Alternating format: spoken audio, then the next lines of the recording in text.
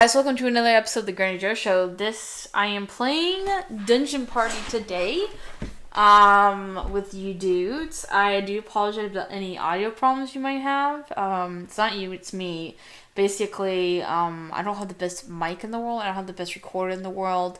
Mostly because, the recorder I was using and the editor I was using didn't really work. It would keep making my audio and video unsynced.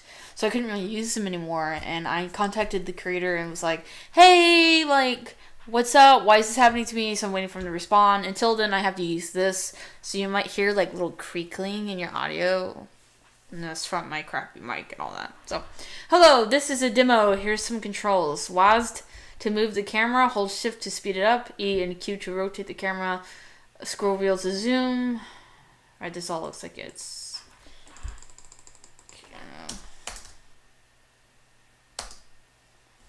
What? What's happening? What in the world? Oh. Oh, you...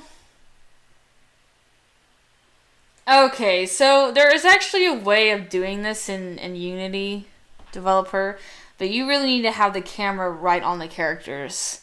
There are assets in the asset store you can buy to do this. I recommend Adventure Creator for adventure games, but it's great. It has great camera controls.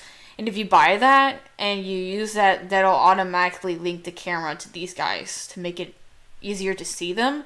Otherwise, I wouldn't know to go up as the player. I don't know to use my mouse to move the camera up. Luckily, I make games myself, so I always know that what is it? I can't tell the difference between left and right. The right mouse key moves the camera.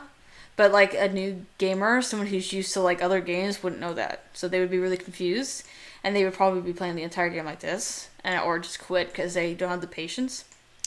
Alright, so these are my little dudes. I think they're really cute. I like the art a lot. I do think the art's very strong. I don't quite know what these symbols mean. It's not quite intuitive enough. I'm assuming that's defense, but make it a little bit more. So I'm gonna attack. Wait. How do I attack? Oh. Wait. That didn't work. What's this? Oh, okay. So that's also not too terribly intuitive. There's also an asset on Unity to move characters if you want to do this kind of fighting style. I don't understand this. How do I attack them? Why are they facing the wrong way?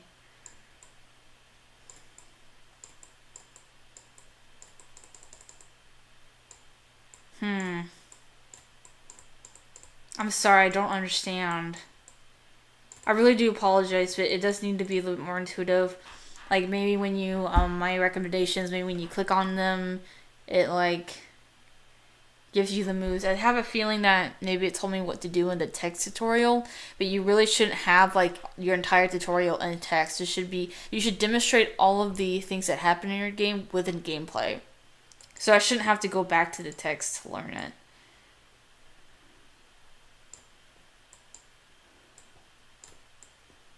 Okay, let's read this again. Left click the target. To target a unit, left click and drag a button to use the ability. Okay.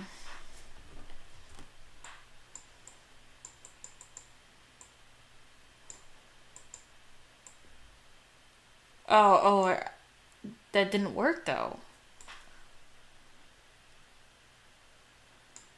Oh my gosh. See, that was really confusing because I thought okay, so when the characters take turns, that needs to be more obvious, who's them, you know how in strategy games it will have portraits or something to show who's being highlighted, whose turn it is. That needs to be available because I did not realize this. And I thought the X represented where I was supposed to go. I didn't realize the X meant I couldn't go there. So I guess I have to walk over. And if it has some pathfinding, that would help too. If Pathfinding is kind of hard to code. That was one of the hardest things I coded in my game. Honestly, it's rough. So I understand why you did this, because it is hard to do the pathfinding, but it is worth doing. Just look at pathfinding. Adventure Creator also does pathfinding. So if you want to do like a mix of this game and Adventure Creator, that would be great. It'll make your life way easier. You don't even have to use the adventure parts of Adventure Creator, because in Adventure Creator you can do things like dialogue, a bunch of story stuff, like variables. You can do all the stuff through that system, but you can also do a lot of simple things like how does the character move around the space, switching cameras, all that jazz you could do with that asset, and it would make your life easier. So I do recommend that. I'm assuming I can attack him now. No. And I don't know how much AP each character has, so if there's like a little indication, then that would help too. I assume I can't. This isn't mine, buddy. How do I make it their turn?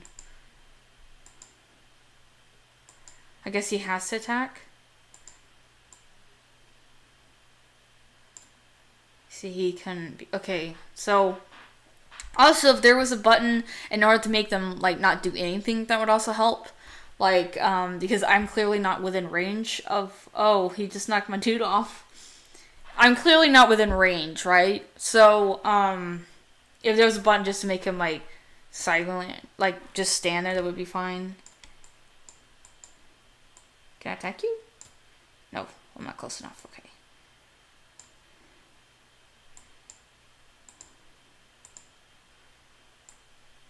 I'm gonna have you go right here and then attack. Oh, see, that worked. But now this dude's gonna die. Because he's, like, surrounded. Yeah, he's just, like, knocked that piece of shit off. Because that guy, I guess, is down. So it's just this girl left.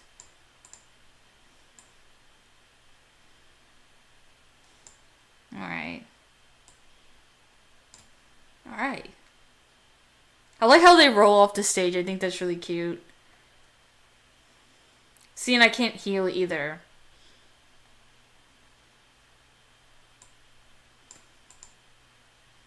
So let me walk over to this person.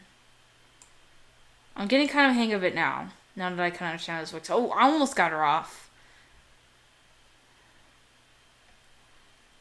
Almost got it.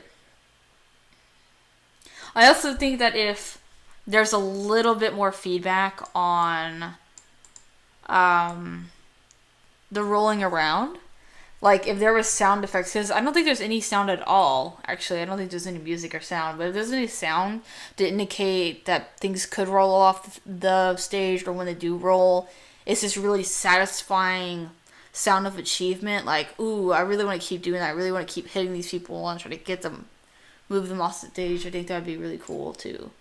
But right now there's no sound, so you don't really get any feedback when you like hit them with the sword. There's nothing to really indicate that I've really injured them. So it's not a satisfying combat. It's kind of boring because I'm not getting that chunk. You know what I mean? I don't know if I'm making any sense, but it makes sense to me. I kind of ramble sometimes. I'm sorry. Oh, he almost got off. Okay. So that one's down. Okay, it's only this guy. Oh no, I'm dead. You lose. Thanks for playing. Okay, well he won. Can I do anything? Can I not start over? I guess not. Can I put escape without? No? Okay. Well, I guess that was Dungeon Party. I do think this has a lot of potential. I like the graphics. I like that when you hit the people, they might be able to fall off the stage. I like the grass. I like that when the grass moves, when the character rolls over it. However, it does feel like it's very much in the, like maybe in the alpha stage before it goes out. Like it's still in that beta, pre-done phase of the game where you really need to send it to people and get criticism. And then maybe add a lot more to the game before you release it as a finished product, which I don't think it is a finished product yet. I do think they intended this to be a demo on itch.io. And I get that feeling. And I wish you the best of luck. because this seems like something I think people would really get into. But I do think you need to add these elements. Okay, I do think you need to improve the combat. I think it needs to be easier to understand without the blocks of text, and I think there's a way of doing that. Do look up Adventure Creator. I highly recommend them, or just look up other assets like Adventure Creator that makes pathfinding and the UI and all that easier to do, and it'll make your life easier. But I hope you guys like this episode. Again, this is called Dungeon Party in case you guys want to check it out on HBO. Give it a like and a comment and give them your support. I'll see you guys next time. If I can...